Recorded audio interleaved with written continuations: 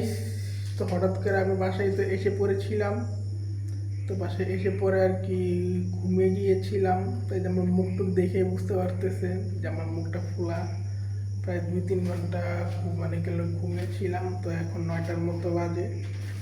তো এখন আর কি আমি একটু বাইরে যাচ্ছি 4-5 মিনিটের জন্য। তো চলুন বাইরে যাই। বাইরে গিয়ে 4-5 মিনিটের জন্য একটা দোকানে যাচ্ছি, দোকানে গিয়ে আবার কি আর কি এসে পড়বো। চলুন যাওয়া যাক। তো গাইস, যেই কারণে বাইরে এসেছিলাম কাজটা হয় না, কারণ দোকানে কিছু জিনিস কেনার জন্য গেছিলাম। দোকানে ওইসব জিনিসপত্র পাই নাই। তো এই তো খালি হাতে এখন বাসায় যেতে হইতেছে। আর কি কিনতে গেছিলাম এটা আর কি গোপনীয় কিছু জিনিস। আবার সেরকম গোপনীয় কিছু জিনিস না, কারণ আমি আবার ম্যারিড না, মানে কি আনম্যারিড। তো সেরকম গোপনীয় কিছু জিনিস না, কিছু এই ফুফা খাই। তো ওই ফুফা খাই, তো পাই নাই যেগুলা খাই। এই কারণে আর কি বলতে পারেন যে খালি হাতে যাইতেছি, পাইলাম না, খুবই খারাপ বিষয়। তো যাই, এখন বাসায় যাই, বাসায় গিয়া চাটা খাবো। চাটা খায় তারপরে ডিনার করব। আপনাদের সঙ্গে শেয়ার করতেছি চাটা খাই, চার সঙ্গে কী কী খাই, ডিনারে কী কী খাই, সব কিছু আপনাদের সঙ্গে শেয়ার করব। তো চলুন ডাইরেক্ট বাসাতে গিয়ে আপনাদের সঙ্গে দেখা করি। A few moments later. তো গাইস, এই তাম্বু এখন আমাকে চা দিয়েছে, এই যে চা, চা এই যে বিস্কুট। তো এখন চাটা খাই, চাটা খাই তারপরে ভাত খাবো আরো 1-2 ঘন্টা পরে। তো এই তো গাইস, চা খাচ্ছি, চা।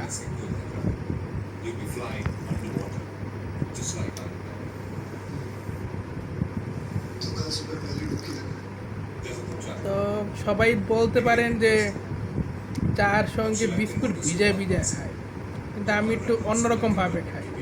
আমি আগে পুরা চাটা খাই, তারপরে শুকনা বিস্কুট আমি মানে কি শুধু শুধু খাই। আমি একটু অন্যরকম খাবার খাই, খালি চা না, সব ধরনের খাবারই আমার একটু ডিফারেন্ট স্টাইল, একটু ডিফারেন্ট ধরনের খাবার আর কি আমার সব।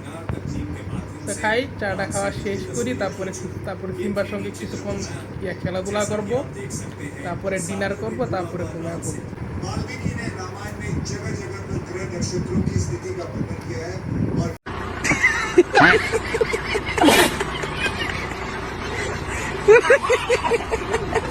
ये स्थितियां हजारों साल तक खुद को देखेंगी।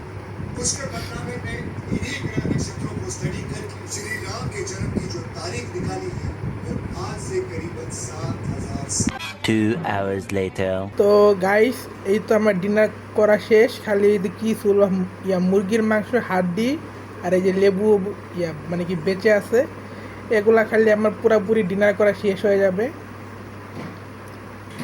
তো চলুন ডিনারটা পুরোপুরি শেষ করে তারপরে আপনাদের সঙ্গে আবার দেখা করতেছি। তো গাইস, আমার একটা বদ অভ্যাস আছে।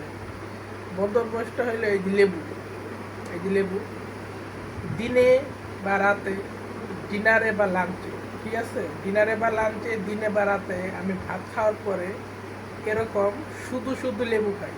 এখন অনেক মানুষ আছে তারা করেই কি ভাতের সঙ্গে লেবু চিপড়া চিপড়া খায়। তা আমার আর কি চিপড়া চিপড়া খাইতে আমার ভালো লাগে না, আমার মজাও লাগে না। আমি একদম এই যে এরকম পুরো একটা বা দুইটা লেবু এরকম কামড়া কামড়া খাই। তো এখন আমি কীভাবে লেবু কামড়া কামড়া খাই এটা আপনাদের সঙ্গে শেয়ার করে আপনারা দেখেন।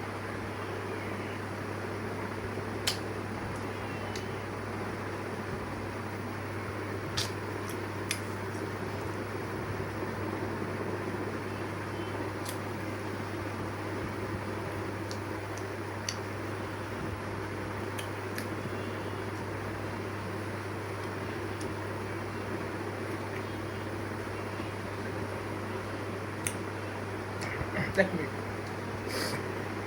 লেবু কামড়া কামড়া খাইয়া পুরো একদম রস শুদ্ধ একটা রস খেয়ে খেয়ে ফেলছি।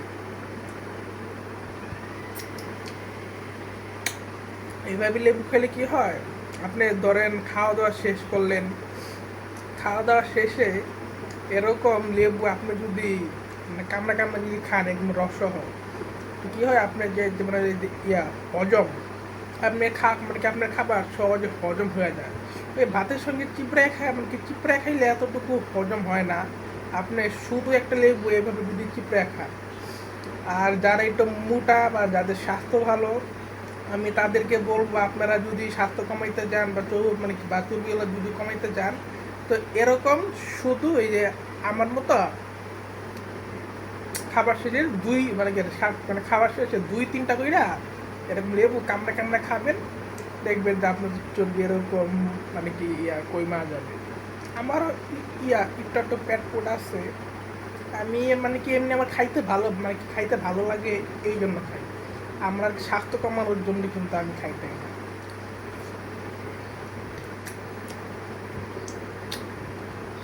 তো ভাত খাওয়া শেষ, এখন যাই হাত ধুইয়া তারপরে কিছুক্ষণ একটু সিম্বার সঙ্গে একটু খেলাধুলা করবো, একটু সময় টমে কাটাবো, তারপরে ঘুমিয়ে যাবো।